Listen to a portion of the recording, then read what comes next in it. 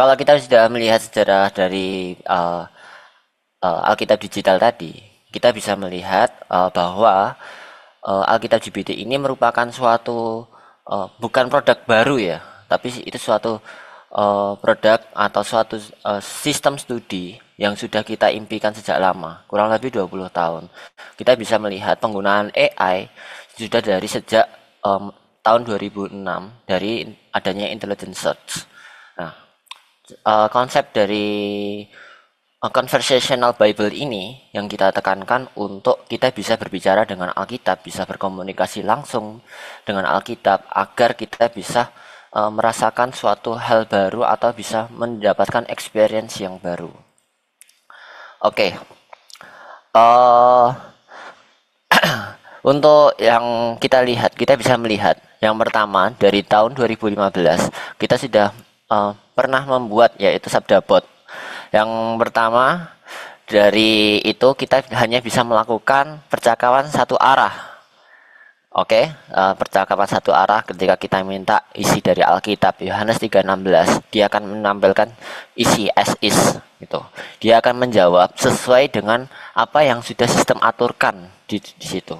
Tidak bisa menjawab dari di luar pengaturan yang sudah yang sistem buat gitu. Jadi ketika kita minta Yohanes 3:16, dia akan memberikan Yohanes 3:16 as is. Ketika kita minta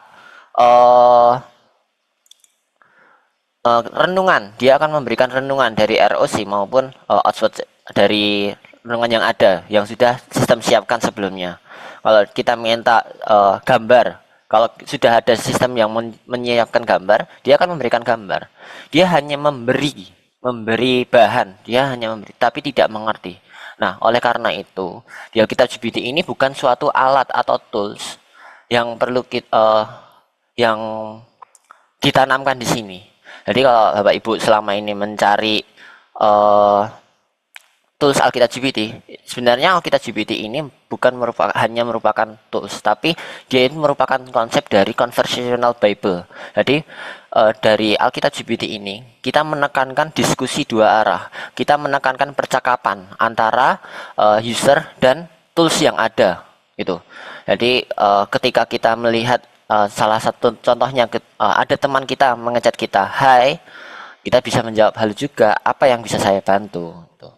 Dia akan menjawab, "Mau menggali Alkitab bersama denganku?" Nah, lalu kita bisa menjawab sepertinya itu ide yang bagus. Kitab apa yang akan kita gali? Nah, itu terjadinya percakapan dua arah antara kita dan teman kita. Beda jika kita menggunakan Alkitab GPT ini sebagai conversational Bible, kedepannya kita bisa melakukan studi Alkitab lebih lanjut, lebih mendalam lagi, bisa menggali lagi lebih lagi. Tuh.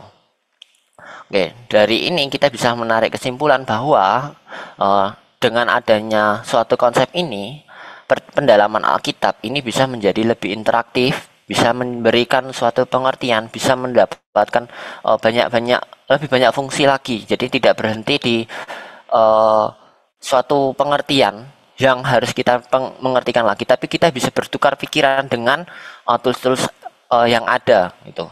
Dan saat ini adanya AI itu merupakan suatu hal yang bagus banget, bisa membantu kita dalam melakukan pendalaman Alkitab lebih lagi, terutama karena adanya dataset yang cukup banyak dari AI, dia bisa diajarin lebih lagi, itu bisa membantu kita dalam melakukan studi Alkitab lebih lanjut. Konsep Alkitab GPT sendiri ini bukan pertama kali kita keluarkan langsung dengan nama Alkitab GPT. Ini sudah kita keluarkan, kita sudah coba dulu buat itu dari prototipenya itu waktu unhack tuh. Kalau kita lihat benar-benar tarik ke sebelum-sebelumnya, itu konsepnya itu hampir sama kayak Sabdabot gitu. Kita bisa mengambil dulu itu awal-awalnya kita membuat suatu AI mengandalkan bagaimana dia bisa menampilkan teks Alkitab dengan benar. Jadi tidak mengandalkan pengertiannya dia, karena kalau kita lihat terkadang AI kan mengambil atau mengutip apa yang dia ingat. Nah, kalau ini kita membuat benar-benar bagaimana kita bisa benar-benar mengutip aslinya gitu. Dari itu lalu dari Sharon ini, prototipe pertama, benar-benar kita rancang untuk memberikan informasi dan menjawab sesuai dengan pertanyaan kekristen mengenai pertanyaan kekristenan, tidak mengeluar dari konteks itu. Untuk saat ini, bahkan sudah melalui perkembangan-perkembangan, Alkitab GPT sudah melalui proses pelatihan yang intensif dengan menggunakan 8 dataset yang ada dari versi-versi Alkitab agar jawabannya sesuai dengan konteks Alkitab dan tidak ambigu, agar jawabannya juga semakin kaya, jadi tidak mengambil dalam satu kutipan teks Alkitab, satu kutipan versi Alkitab, tapi dia bisa mengambil dari yang lain. Dari kita sudah memiliki untuk versi AYT, TB, TL, Yunani, Net, King James Version, Ibrani, dan Jawa untuk bahasa sukunya. Dan kedepannya harapan untuk kedepannya kita bisa mengembangkan lagi untuk bahkan ke seluruh versi-versi yang ada gitu dalam bentuk digitalnya. Kalau kita lihat sebelum-sebelumnya dalam sejarah kan Alkitab didigitalkan lalu bisa disebarkan di platform-platform terkait Android, situs maupun di bot. Nah, ini AI juga kita tekankan juga agar dia juga bisa belajar dari versi-versi Alkitab tersebut, agar kita juga bisa melakukan itu sebagai suatu alat bantu atau asisten, benar-benar teman kita untuk mempelajari Alkitab lebih lanjut lagi. Pada tahun ini, di bulan Januari itu kita sudah meluncurkan alpha test dari Alkitab GPT yang generasi pertama hanya bisa melihat teks Alkitab yang terbuka AYT dan tidak bisa banyak mendapatkan fitur dan fungsi-fungsinya lebih lanjut. Tuh, pada waktu itu kita masih mengembangkan di satu platform yaitu OpenAI.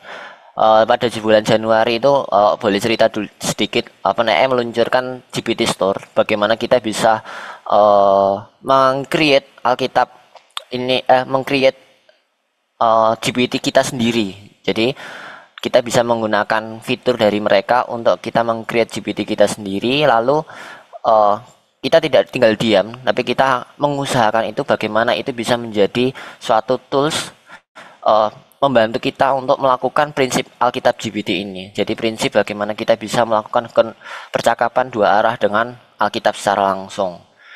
Untuk generasi pertama kita tekankan untuk di AYT sebagai dataset utama, agar dia bisa melihat terus lagi untuk teks Alkitab, dia konsisten dengan teks Alkitabnya itu. Bisa kita tarik kesimpulan bahwa Alkitab GPT ini bisa menjadi alat, asisten, bahkan teman dalam kita melakukan studi Alkitab lebih lanjut. Nah, jadi bukan untuk sebatas tools yang kita gunakan, kita minta jadi percakapan satu arah, tapi kita ditekankan untuk melakukan diskusi agar studi Alkitab kita, pengalaman studi Alkitab kita itu bisa menjadi fun, lebih mendalam, lebih bertanggung jawab, dan lebih relevan lagi. Ditekankan di sini untuk percakapan terus, diskusi, percakapan terus, komunikasi dengan AI. Kita juga harus memikirkan jawabannya, jangan cuma menerima mentah-mentah, tapi kita benar-benar harus selalu memikirkan hasilnya itu. Ya, itu untuk teorinya.